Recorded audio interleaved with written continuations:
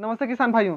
चलिए तो श्याम टाल का ज्ञान यूट्यूब चैनल की एक नई वीडियो में आप लोगों का बहुत बहुत स्वागत है। तो किसान भाइयों, छत्तीसगढ़ में एक और नई योजना की शुरुआत 1312 सीएम भूपेश बघेल के द्वारा कर दिया गया है, जिससे किसानों की आय में वृद्धि होगी और साथ ही धान खरीदी वारदाना को लेकर सीएम भूपेश बघेल द्वारा कही बड़ी बात।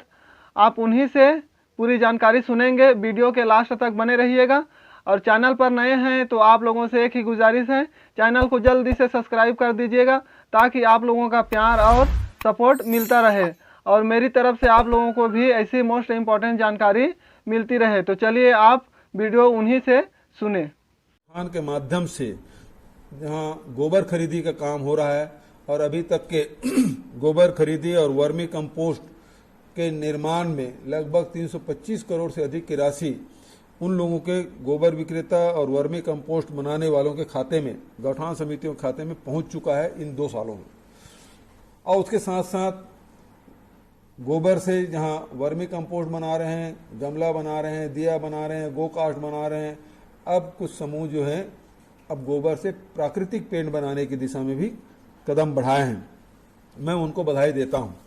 उसी प्रकार से हमारी बाड़ी योजना है, तो बाड़ी में भी महिलाएं बहुत सी जुड़ी हुई हैं और सब्जी उत्पादन कर रही हैं, फल उत्पादन कर रही हैं, बेच भी रहे हैं और घर में उपयोग भी कर रहे हैं।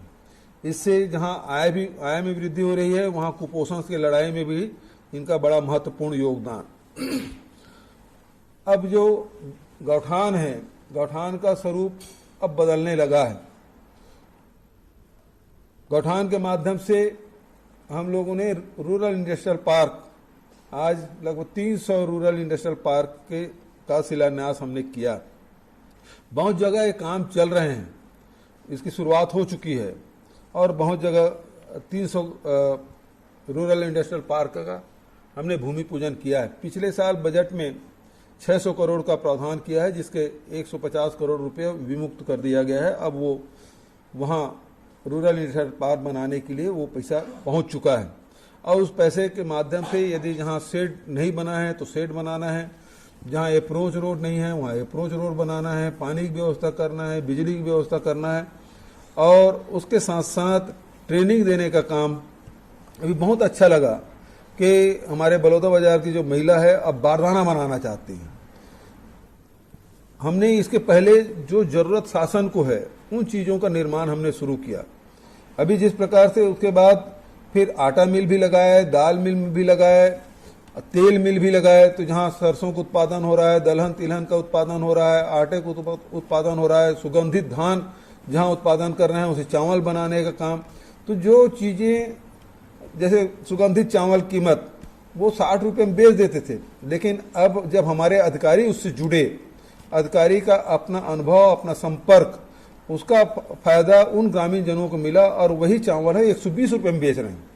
मिलेट से है कोदो कुट की रागी 15 रुपये में बेच देते थे। समर्थन मूल्य घोषित हमने किया, 31 रुपया खरीदी कर रहे हैं। नारायणपुर जैसी जिला जो अबूझमाड़ कहलाता है, वहाँ की महिलाएं उसको मिलिंग करके 120 रुपये किलो में बेच रहे हैं। जो 15 रुपये की चीज़ है, बहुत होता तो उसकी मिलिंग करने के बाद 20 या 25 रुपया होता कीमत, लेकिन अब उसकी कीमत मिला है 120 रुपया।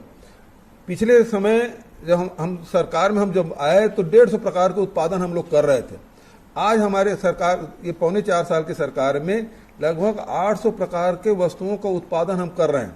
अब सबसे बड़ी समस्या हमारे सामने है वो ये जो उत्पाद हैं वो विक्रय कैसे हो। दूसरी बात यह है कि सारे रूरल इंडस्ट्रियल पार्क एक ही प्रकार के उत्पादन करेंगे तो वो उसकी मात्रा बहुत अधिक हो जाएगी, विक्रय नहीं होगा तो फिर घाटा लगेगा। इस प्रकार से कौन सा रूरल इंडस्ट्रियल पार्क कौन सी वस्तु को उत्पादन करेगा और उसके विक्रय की क्या व्यवस्था रहेगी, उसकी डिमांड कितना है, उसकी पूर्ति किस प्रकार से होगी और उसके पैसे किस प्रकार से उनके तक पहुंचे, ये सारे प्रोग्राम हमने बनाए हैं। और जिस प्रकार से जैसे बारदाना की बात है, मुझे बहुत अच्छा लगा। मैं बहुत बार अधिकारियों और मंत्रियों की बैठक में मैंने कहा कि जो बारदाना जो हमारी फैक्ट्री है वो बहुत पहले संचालित होता था, वो बंद हो गया, किसी प्रकार से शुरू किया जाए, क्योंकि हमको लाखों बारदाने की आवश्यकता पड़ती है, लाखों गठान की 1.5 लाख गठान की आवश्यकता पड़ती है। अब वो हमारे पास बारदाना आता नहीं है। यदि पश्चिम बंगाल से या भारत सरकार कमिश्नर उपलब्ध न कराए तो हमारे पास बारदाने की कमी हो जाती है। फिर कभी राइस मिलर से, कभी जो पीडीएस शॉप है उनसे, फिर मार्केट से हम लोगों को लेना पड़ता है, तब जाके हम धान खरीदी कर पाते हैं। ऐसे में बलौदा बाजार की बहनों ने, वहां के सीओ जिला पंचायत ने यदि बारदाना रॉ मटेरियल की व्यवस्था कर ली है और ट्रेनिंग की व्यवस्था कर ली है, तो ये तो समझ लीजिए कि इतना बड़ा उद्योग है, कितना भी मात्रा में उत्पादन करिए, पूरी छत्तीसगढ़ पूरी सरकार खरीद लेगी। क्योंकि पिछले साल हम लोग 98 लाख मीट्रिक टन धान खरीदा था।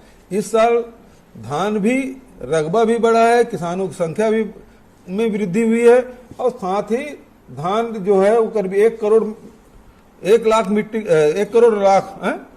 Metric ton, 110 lakh metric ton की खरीदी की संभावना है। क्योंकि इस साल पानी इतना गिरा है कि मेड़ का भी धान पक गया, तो उत्पादन तो खूब होने वाला है।